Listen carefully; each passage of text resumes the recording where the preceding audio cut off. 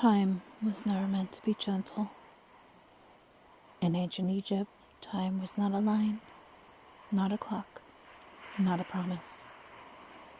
It was a force that could be pulled, stretched, knotted, or swallowed whole. And somewhere in the Duat, the Egyptian underworld, there was a god so rarely named that even other gods feared invoking him. A god who did not rule time, but opened his mouth for it. Tonight, we speak the name Aqen.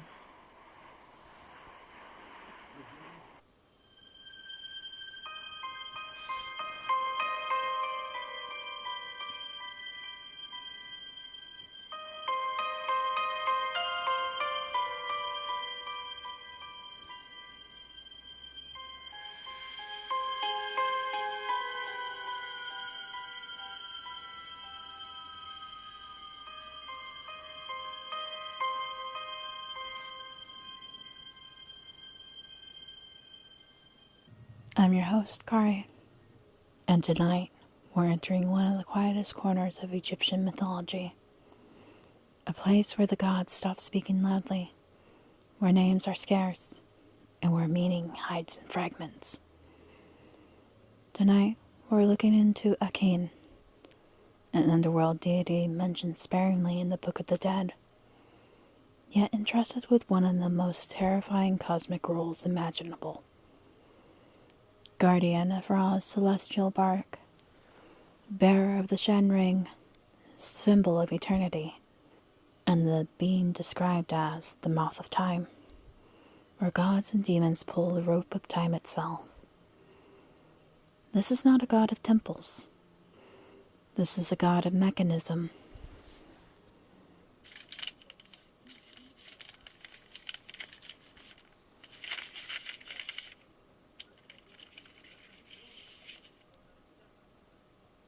Egypt mythology is filled with major gods: Ra, Osiris, Isis, Anubis.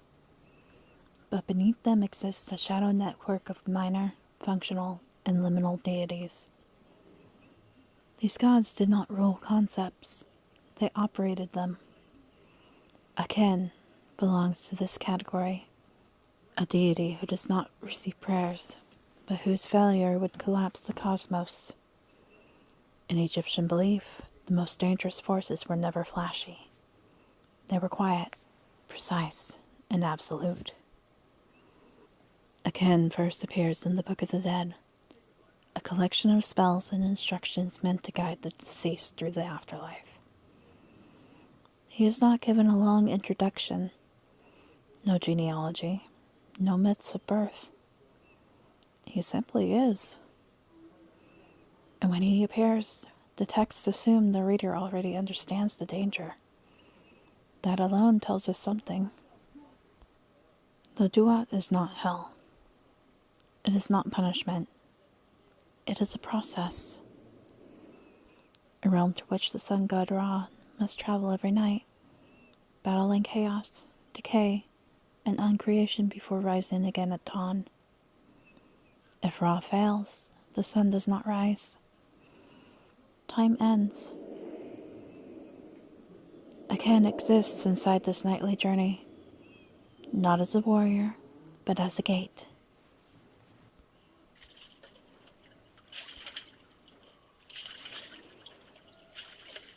Ra travels the underworld in a celestial boat. This bark is attacked nightly by serpents, demons, and forces of entropy. Aqen's role is not to fight. He guides. He ensures Ra's passage continues uninterrupted, that the journey does not stall, loop, or fracture. In cosmic terms, Aqen prevents time from being stuck.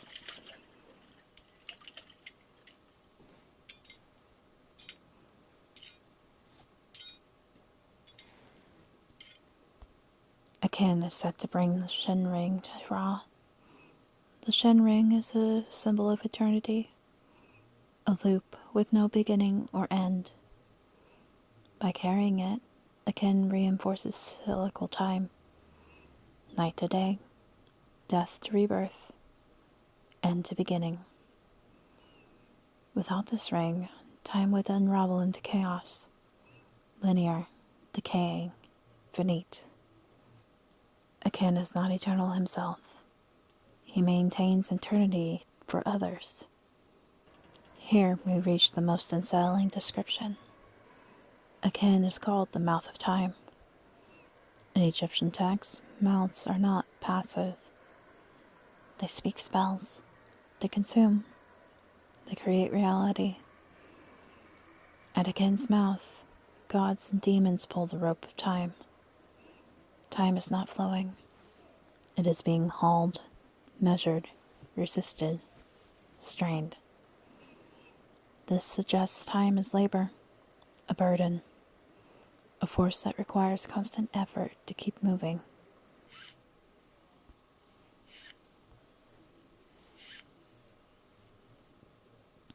Ropes in Egyptian mythology symbolize binding chaos, measuring existence, controlling fate. The idea that time itself is a rope implies it can fray. It can snap. It can be pulled too hard. Aqen does not pull the rope. He allows the pulling. Aqen is terrifying not because he is violent, but because he is necessary.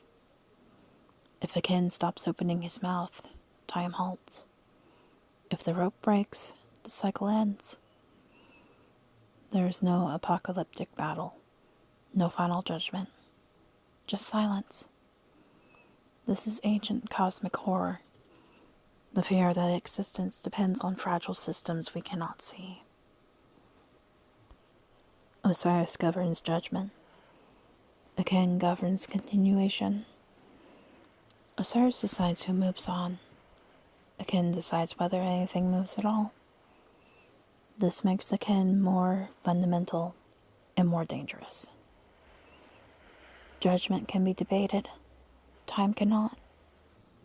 Aqen has no cult, no temples, no priests calling his name. Because some gods were not meant to be reminded of their importance.